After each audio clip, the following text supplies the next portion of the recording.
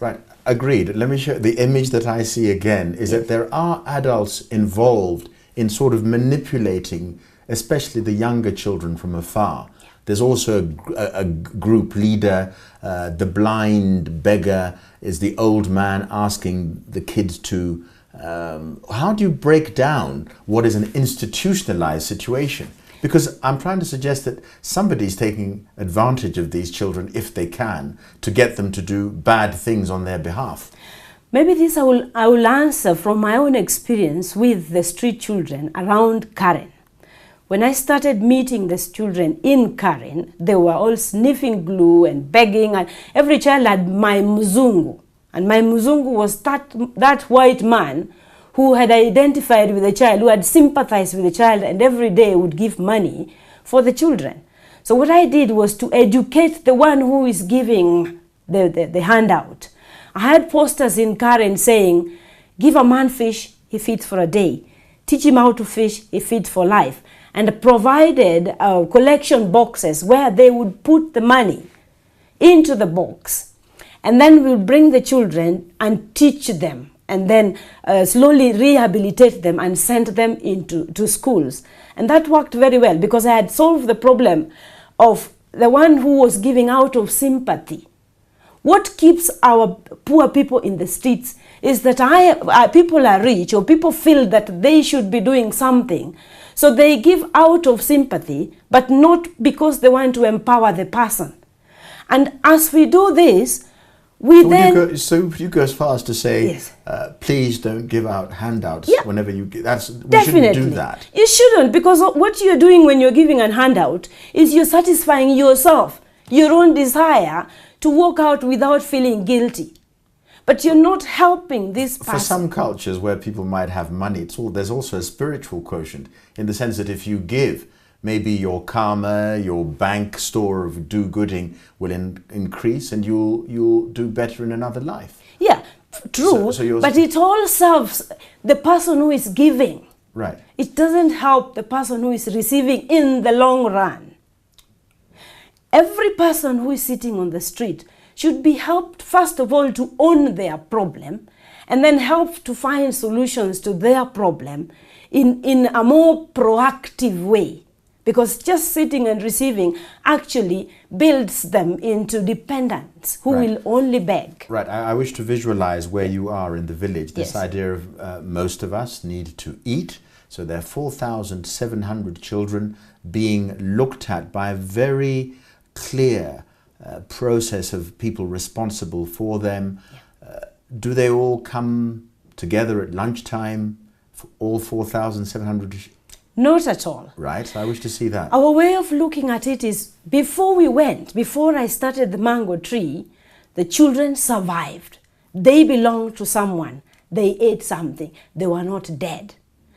And after mango tree is gone, they will still need to survive. So what happens is, I go and help the community define their problem. What is really their problem? They have food, but they have a little food.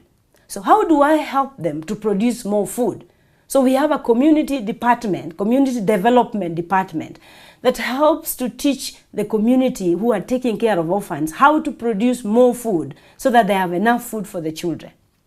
Now, we're looking at guardians who are too scared to support the orphans because they are going to finish primary, then they will want to go to secondary school. Now, we are telling them, don't worry, do what you can. We know that there are too many and you may not be able to afford to pay fees for them. So we will pay the fees, but we need you to care for this child, because finally, this child is going to be your investment. In Africa, where there's very little investment or pension scheme, these old people, poor people in the village, would want to invest in children, whether they are their own or their relatives. So if you assure them that these children are going to be given an education, they will live longer. I've worked with women, widows, who were quite sick and were waiting to die when we started the program 7 years ago. And to date, they are not dead. Because they have hope. Yes, I told them, if you die, this child might not benefit much from our support. Because who is going to feed this child? Who is going to love this child? Who is going to hug this child? Who is going to discipline this child? So you will do your role, which you know how to do very well. Right. I will do the other part of educating your child. Right. You please go on an explanation about the influence of AIDS, HIV/AIDS, because some of these carers could be terminally ill themselves. Yeah. What are you doing for the carer who is also needs to be cared for? I would say that the only care that the guardian, the carer who is HIV positive needs is the confidence to know that they will live. AIDS does not kill. The virus does not kill.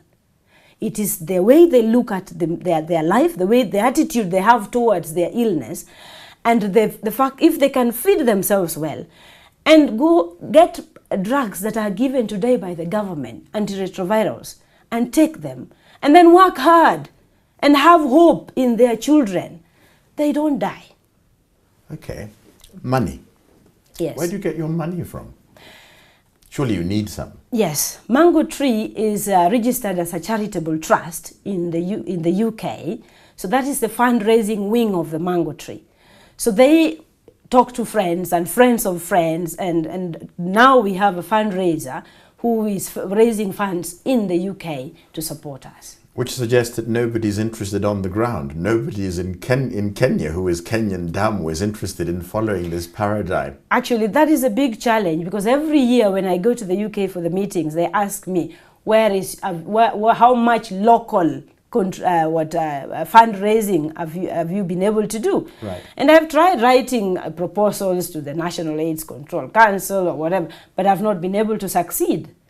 So, but I know that now we've brought on board a few more members of the Kenyan community who are struggling to help us raise funds within Kenya. And you also said that it was part of the African extended family to look after such young people anyway. It was very much part of our worldview. Yes.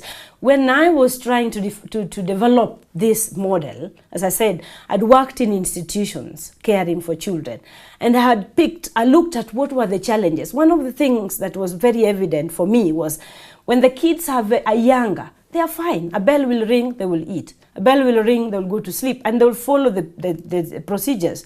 But when they begin to get to adolescence, they begin to want to know where they came from and where will they go back to. Children who are HIV positive, for instance, I worked in Nyumbani, the kids would come up and ask me, what will happen to me finally? In fact, we are better dead. Why are you giving us these drugs? Why don't you just let us die? After all, we are going to die. Now, all those challenged me to say, which is the model that is appropriate for Africa in three angles. First, that would take care of the magnitude. We have so many orphans, especially because of AIDS. So even if you were to build institutions, they would not take on all our kids. Right. Secondly, the funds. We know that Africa is poor, or we don't have yet enough resources to care for our children, for instance, in the institution model. But then we have also the element of culture. A child who has been institutionalized finds it very difficult to go back and fit within the community because they belong to the institution. So when do you ask them to go, and where do you want them to go in the long run?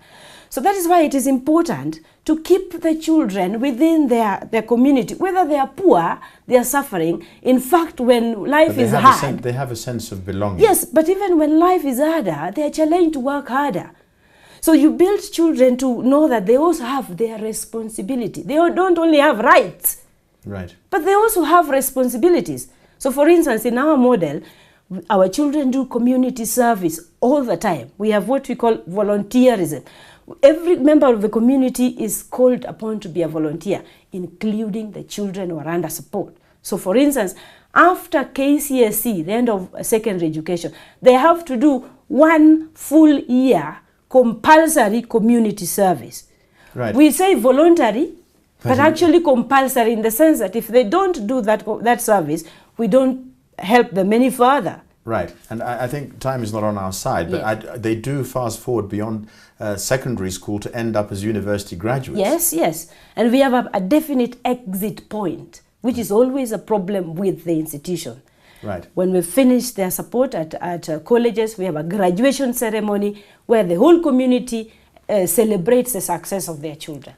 We omitted up until now to mention that your mango tree support program is in Homa Bay in Western Kenya, correct? Yes. What's the rollout for the rest of the country is the last question. Are you the only people capable of doing this? Not at all. So far, we've had even people, admirers of this model. SOS Kenya, for instance, have come to us to learn from our model so that they can be able to help as many children as possible.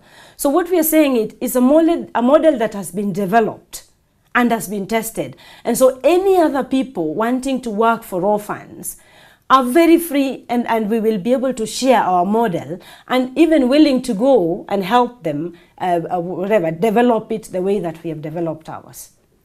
Consolata Kunyada, Director of the Mango Tree Orphan Support Program.